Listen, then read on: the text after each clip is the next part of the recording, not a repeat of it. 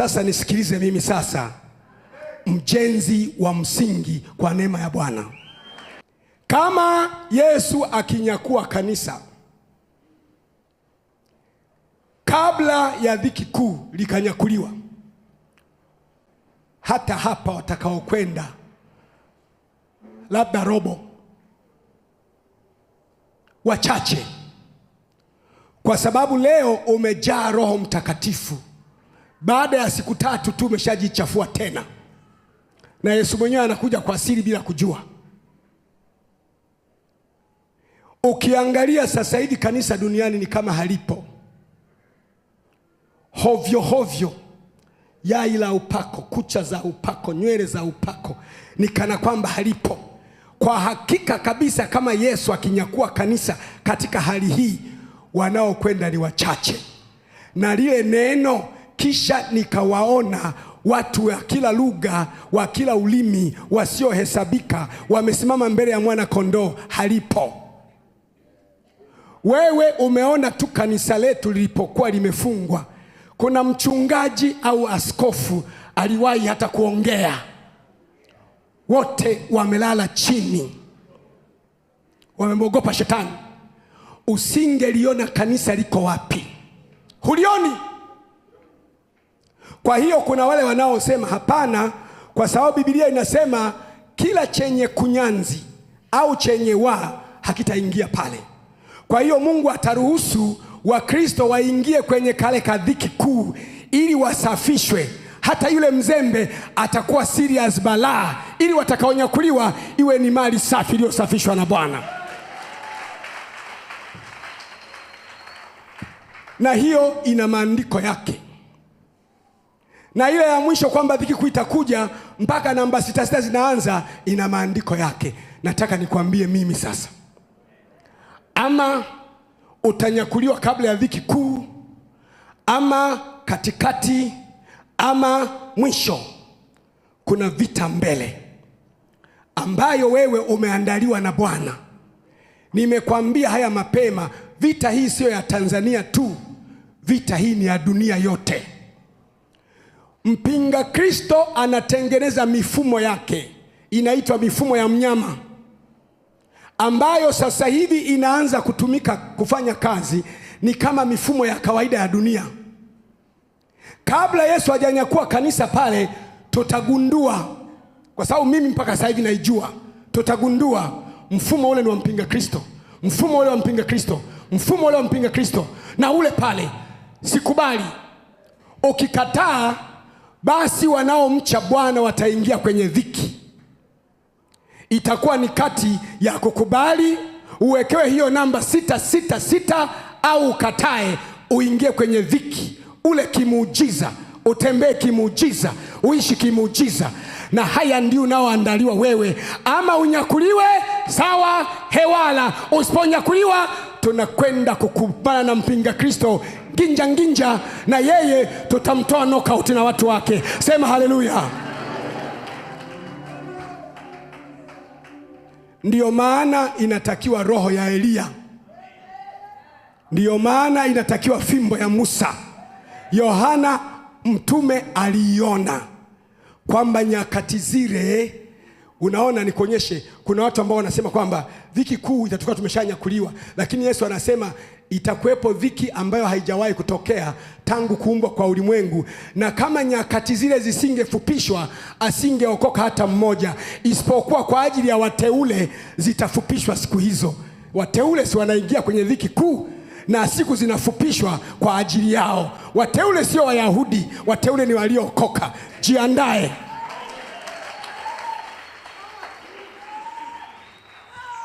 Kwa sababu ya wateule, sema tena, sema tena, zitafupishwa siku, yaani zitakuwa ni nyakati nginja.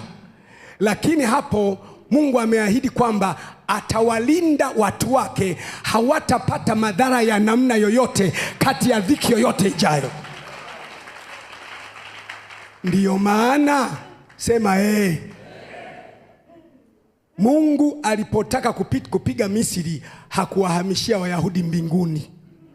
Walibaki mle mle ila wao wamelindwa na Mungu. Mapigo hayakupiga Goshen, giza halikuingia Goshen. Tunakokwenda kuelekea, utaona nyumba ya jirani yako imepigwa kombola, ya kwako imesimama. Utaona watu wamepoteza kazi, ya kwako imesimama. Piga kelele, shanda kapasata, shaka pasatata.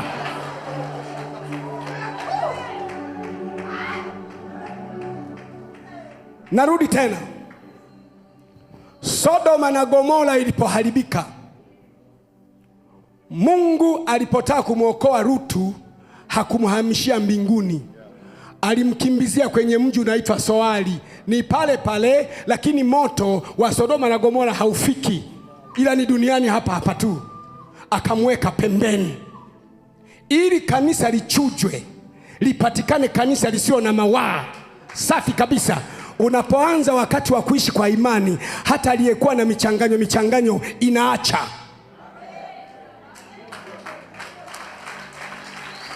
Na ndio maana wewe leo umepakwa mafuta.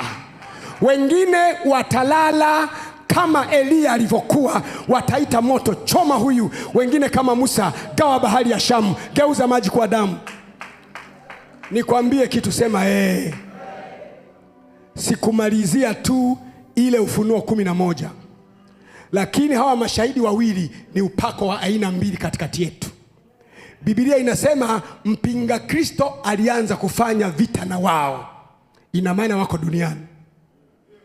Biblia inasema na ukafika wakati mpinga Kristo, siku za unabii wao zilipoisha, siku 1260 ambao ni miaka 3.5, mpinga Kristo akafanya vita nao, akawaua. Imeandikwa hivyo. Na wakawekwa kwenye mji wa Yerusalemu. Biblia inasema na watu wa duniani wakapelekeana zawadi. Walipata furaha kubwa kwa sababu manabii wawili wameuawa. Kwa nini? Kwa sababu wale manabii wawili waliwatesa wakao duniani. Niulize waliwatesaje? Mmoja alikuwa na upako wa Elia, mwingine upako wa Musa. Mwenye upako wa Elia anafika mjini Dar es Salaam, anasema tubuni, ufalme wa mbinguni umekaribia. Msipotubu mvua hainyeshi. Anasema msipotubu magari hayawaki. Yaani wenyewe wamepewa upako wa kuilazimisha dunia kutubu kwa kutumia mapigo kila watakapo. Vinginevyo dunia haiwezi kutubu. Mchina atatubu wapi? Mlasia atatubu wapi? Mhindi atatibu wapi? Kwa hiyo wenyewe wamepewa upako. Wakifika mahali kwenye mji wanasema, leo kila atakayechemsha maji ya kupika ugali hayachemki mpaka mumpokee Yesu. Kwa hiyo watu wote wanasema, haya sasa unatulazimisha kwa nguvu. Kwa hiyo walishachukiwa na dunia, walishaonwa ni adui wa progress. Kuna mifumo minne inaitwa mifumo ya mnyama, ambayo nafikiri hapo katikati, baada ya hili jambo, tutakuwa na semina ya siku moja ya makanisa yetu yote hapa Dar es Salaam, kuanzia asubuhi mpaka jioni. Nataka nikushushie hiyo nondo, ujiandae, ili yeye ajaye atakapokuja anapigwa vile vile kama ambavyo huwa anapigwa siku zote. Sema fire!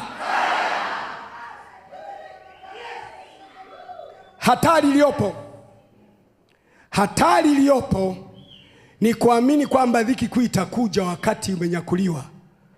Unashangaa unakutana na jamaa kichwa kwa kichwa. Jamani mbona? Halafu taanza kuambiwa kwamba hizi sio 66, si kanisa lijanyakuliwa, ni namba tu nawekewa tu, hamna wasiwasi. Unatakiwa ujiandae. Kama kunyakuliwa kupo safi, kukichelewa pia ujiandae kwamba tutatwangana naye live hapa. Umenielewa? Sasa Tanzania, watu sema Tanzania imechaguliwa na Mungu kuwa ndio ngome.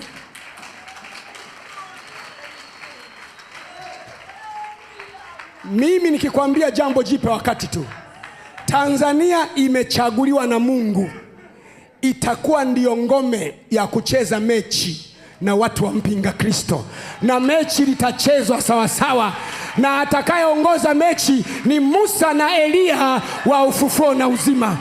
Piga kelele haleluya. Haya ninayoyasema yatatokea mimi nikiwepo na wewe ukiwepo. Mungu anataka kuanzia leo uanze maisha ya ubishi ule.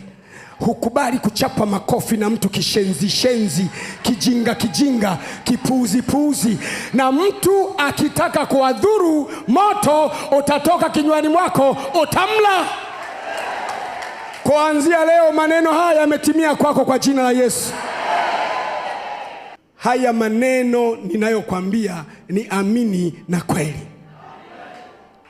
Utayaona. Unachoona nginja ya Tanzania hii ni kitu kinataka kutokea. Tanzania ni nchi teule ambayo Mungu anataka aitumie iwe ndio meza ya mambo fulani ya kidunia, na Mungu ameibeba katika viganja vya mikono yake, na wewe amekuchagua, na liko jambo ambalo litatokea. Kila sikio likisikia litawashwa, na kila jicho itatoa machozi, kwa maana Mungu ameiambia Tanzania, mwanangu nitamwita kutoka Misri, toka Tanzania. Mnongoneze mwenzako, mwangalie, wewe kama sio Musa, kwa maana ya upako wa Musa, leo uko kama Elia. Mwambie hakuna katikati. Kuna watu kuanzia usiku wa leo mtaanza kuona maono.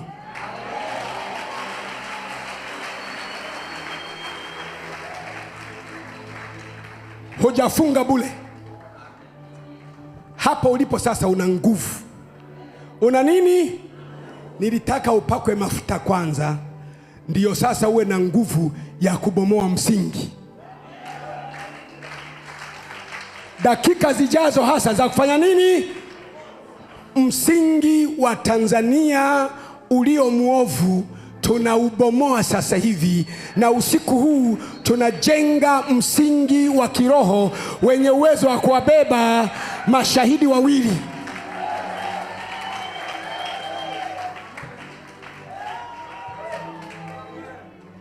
Narudia tena, taifa la Israeli halishindwi kwa sababu ya msingi wake. Hata linapokosea wanapelekwa tu Misri, wanarudishwa. Wanakosea tena, wanapelekwa Babiloni, wanarudishwa. Wanakosea tena, wakapelekwa miaka 2000, wakarudishwa. Kwa nini? Kwa ajili ya msingi. Na usiku huu tunataka kubomoa msingi wa uovu uliopo. Tunataka tujenge msingi wenye kuwabeba mashahidi wawili na mizeituni miwili. Hata kama unachechemea, utabaki kwenye msingi huo, ili akija mnyama unamfyatua, na baadaye parapanda ya mwisho inalia, tunakwenda zetu. Nataka ujiulize mwenyewe, kwa matendo yako wewe hayo, Yesu akija unaenda mbinguni? Ujipeleze mwenyewe kwa matendo yako wewe hayo, ambayo hata mimi siyajui. Si unajua wewe? Yesu akija unarudi mbinguni, wewe unaenda?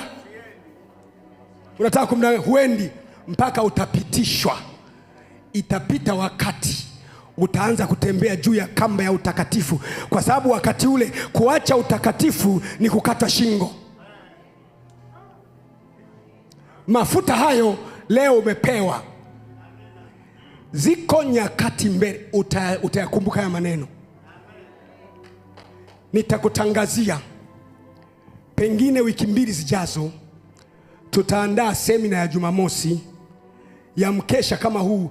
Nitakufundisha namna mifumo ipo kabisa, ipo tayari inatumiwa, ila ndio ya mpinga Kristo imeshaandaliwa tayari, na watu wanaoamini kwamba watanyakuliwa kwanza, mpinga Kristo ndio aje, watajikuta wameingia bila kujua. Wameingia bila kujua. Ila leo umepokea kitu cha thamani. Kitunze. Nisikilize mimi. Hata kama humjui kabisa Elia, kuna wale ambao kuanzia leo jichunguze moyoni mwako, usome habari za nani ama za Elia, concentrate na za Elia. Elia alikuwa mtu wa namna gani? Concentrate. Wale wanaosikia mimi ni kama Musa, napenda kutandika mapigo yanitandike watu, msome Musa. Wanaosema mimi akija mtu mbaya moto, soma Elia. Tutajikuta hapa katikati kuna upako wa aina mbili hapa.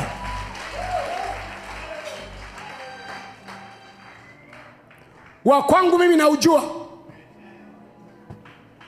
na mtu akiingia kwenye 18 zangu alishaondoka. Nataka niseme tena, hakuna wa kunishinda.